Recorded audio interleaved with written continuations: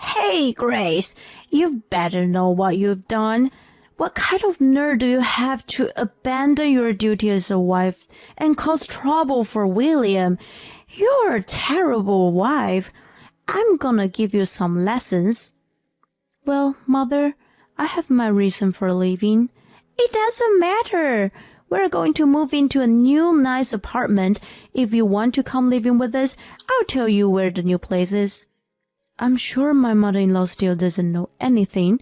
Well, it's a good chance for me that she knows nothing. No. Thank you. What? My name is Grace. I'm a 35-year-old office lady. My husband William and I have been married for 5 years.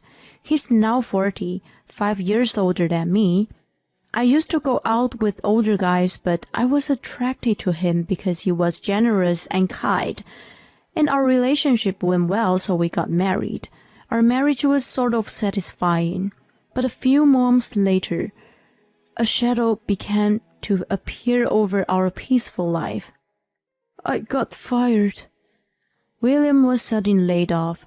The reason was the company's business condition had worsened due to the recession.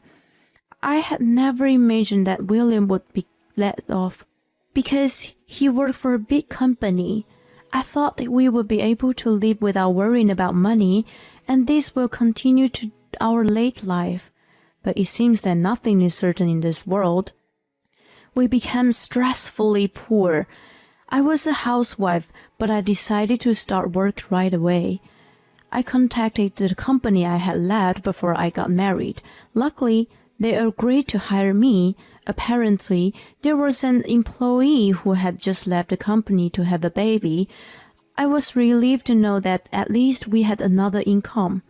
If William could find a new job, we would be fine. But it's not easy for a middle-aged man to find a new job. William had no choice but to work part-time as a day laborer. His salary averaged about $700 a month. Someone like me getting back to work should expect that the salary won't be too high. We're barely making ends meet. Hey, the rent here is too high. Can't we move out? I think it's better to find a cheaper place and save money. To make our life easier, we need to lower our fixed costs. Up until now, William had high income and we worried nothing about money. We've been living in a nice apartment, but I think we should take a hard look at the reality and move into an apartment that costs less. But my idea was rejected firmly. No, we're not moving out there. Why not? If we move to a smaller, cheaper apartment, Mom will ask me why. So what? Why don't you just tell her the truth? We're having a hard time making ends meet because you don't have a job now. When I said that, he turned red and raised his voice. Don't ever tell my mother I'm unemployed. Your salary and my earnings are enough to pay the rent. Let's just leave it at that. I was surprised and confused at the same time. You care more about your pride and your house than you do about protecting your marital life? Even if we could afford the rent, we still have a hard time making ends meet. That's why I came up with this idea, because we couldn't save any money at all. But William insisted and didn't give in. I had no choice but to give up for once. After that, life continued to be difficult. Especially one day, William made an unbelievable comment to me. Hey, this is all we have for dinner today? You used to have a lot more dishes. Just because you started working doesn't mean you don't have to do your duty. Don't be lazy to manage this. William's words made me angry, so I retorted. I have no choice. We're struggling to make ends meet. I'm doing my best at home and at work. It's because someone's unnecessarily proud that wanting to live here makes me no choice but cut the food expenses. Or you could just make more money than everything will be just what you want. When I make provocative remarks, William said, What the hell? Don't you dare say this to me. Just wait and see. I'll get another job at good company and make more money than you. William got angry. I thought I was enough to bear him like this, but if this sparkles William's motivation that I could endure, I convinced myself that it was fine. However, he was unable to find a new job in the first place, so he had to work part-time as a day laborer. Now that even he was motivated, he could not find a new job. I could understand if he had done a lot of studies and got a qualification, but he didn't do that. He just worked part-time. William was rejected by the interviewer for every interview, and he got tired of having to bow down to the interviewer who was younger than him. So he stopped looking for a job. He still believed that he could earn more money than me. But I was disappointed to him and already gave up. Besides, it's not just William that I'm worried about. Mention to this, I received another phone call earlier today. It was my mother-in-law, calling without hesitation in spite of the fact that I was at work. Just this morning, there were more than 10 calls left. When I returned the call during my lunch break, my mother-in-law's voice was high-pitched from the very first word.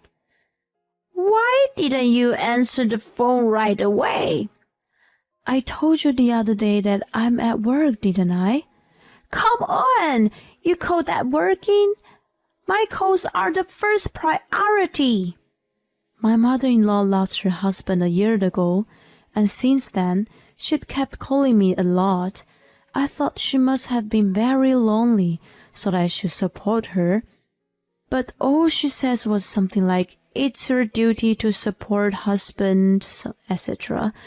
And knowing that I recently started working, she got so angry, kept calling me when I'm in work. "Did you talk about that with William properly? You can't even reply my phone call." "I'm sorry.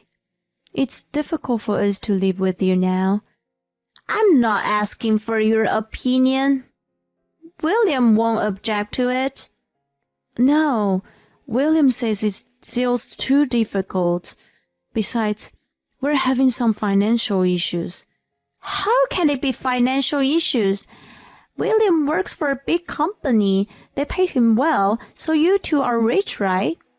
I'm always at a loss for words when she says things like that. William has asked me not to tell my mother-in-law about the truth very insistently, so I can't tell her the truth. And then my mother-in-law says that I'm selfish to go working. And she thinks I'm lying about how hard it is to make ends meet. Well, I guess. My mother-in-law's phone calls are so annoying, not only when I'm at work, but also when I'm home at night. Most of the time, a wife's first priority should be to support her husband, and the way taking care of your husband means you should take care of his mother as well. You haven't come to see me at all lately. What's the matter with you?" I work a full-time job and I'm exhausted. And William's doing part-time job on weekends. That's why our holidays don't match. "I'm sorry. We're both so busy. It's hard to fit it into our schedules." "I don't care about your schedule. Besides, William's off on weekends. You can come on weekends, right?" My mother-in-law must be very frustrated and upset for a while and kept on talking like that. I thought it was time for me to give up. I tried to tell her the truth about William. "No, William works on weekend." "What do you mean?" As a matter of fact, when I was about to tell her the truth, William, who was lying on the sofa watching TV, ran up to me and took my phone. "Mom, I'm sorry that I haven't been able to visit you lately. I'm working on a big project right now, and I've been working on weekends as well. I'll come visit you when I get settled." With that, he hung up the phone and headed back to me. "What were you doing?" "What were you doing? Were you trying to tell my mom?" "That's just tell the truth. If you keep this up, she keeps saying things to me because she knows nothing." "I'm sorry to hear that, but don't tell my mom that." That's enough. Just give up your pride and tell her the truth. Shut up. I'm the one make you survive, so thank me instead of talking back to me. Saying this, he went back to his room. I'm literally on the edge of collapse. I can't solve the financial problem. My husband and his mother had been pushing me so hard to the corner. It's enough.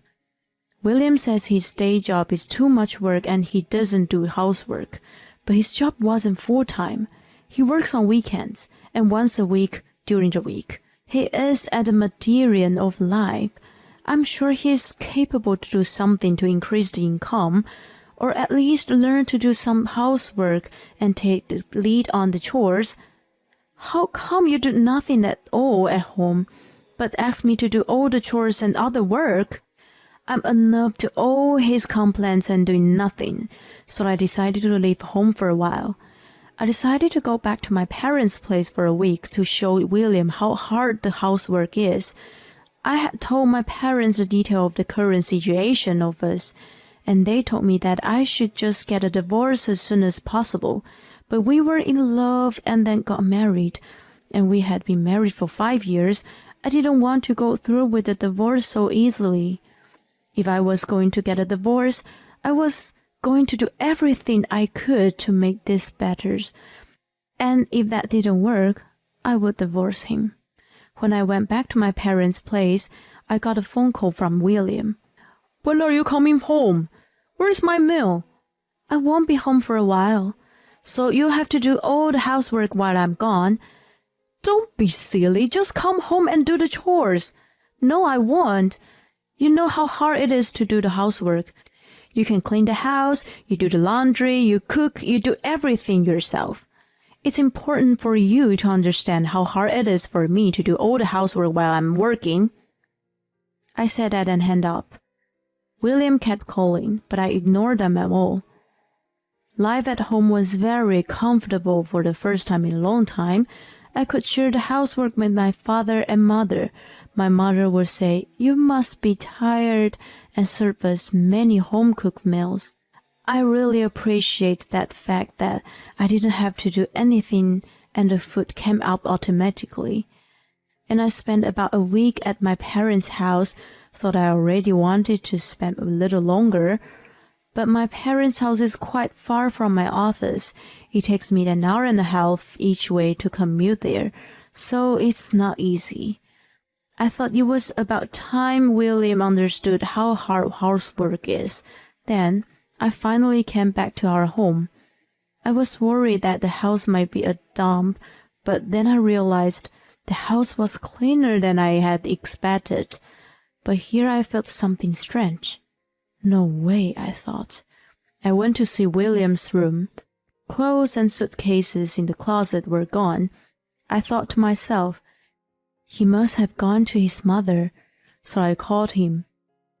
What are you calling me now? Where are you? I'm at my parents' house. You didn't go to your parents' house right after I left, did you? That's right. What are you doing? That doesn't make any sense. You shouldn't have left in the first place. I'm already upset. I'm not going back to that house. What do you mean? I'm going to live with my mom. I'm going back to my parents' house. Oh, and I'm not just going back. We're moving into a new apartment.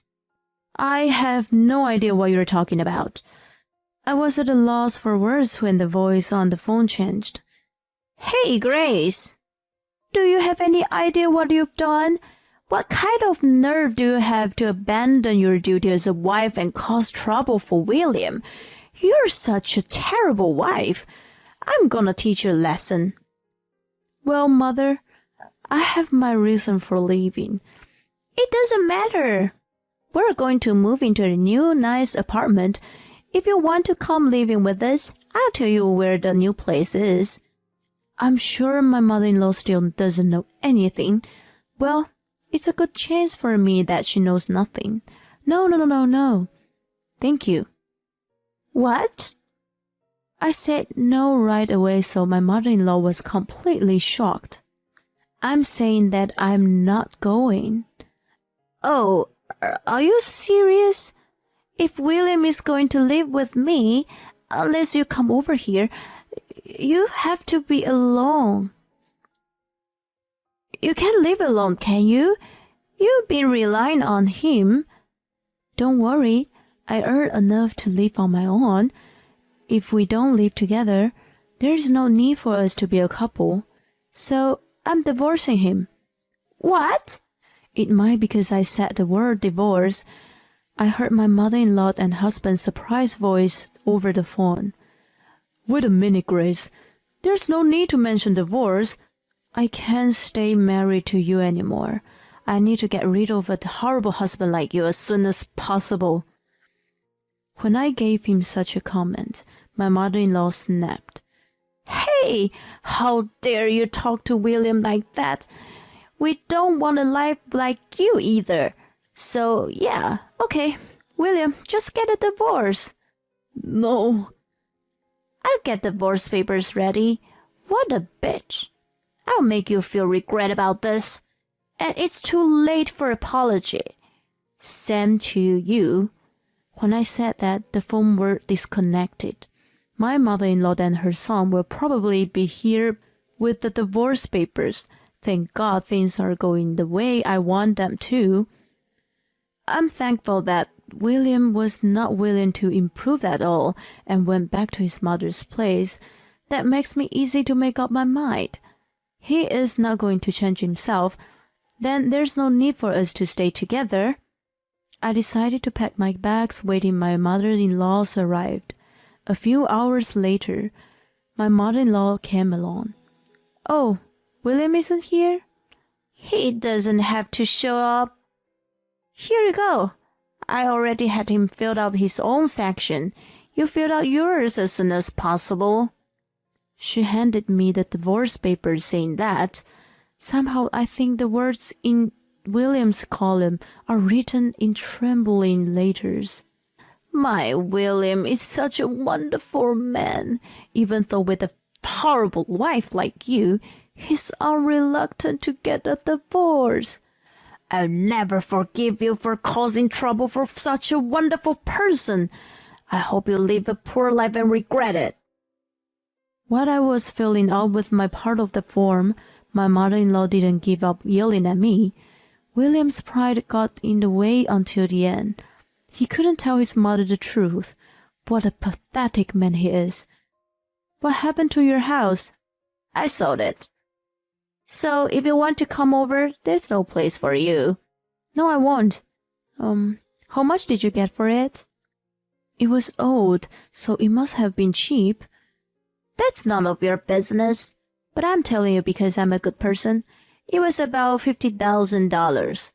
Not much, but it's enough for retirement life. William will pay for our new apartment. Whoa, so surprised you got approved.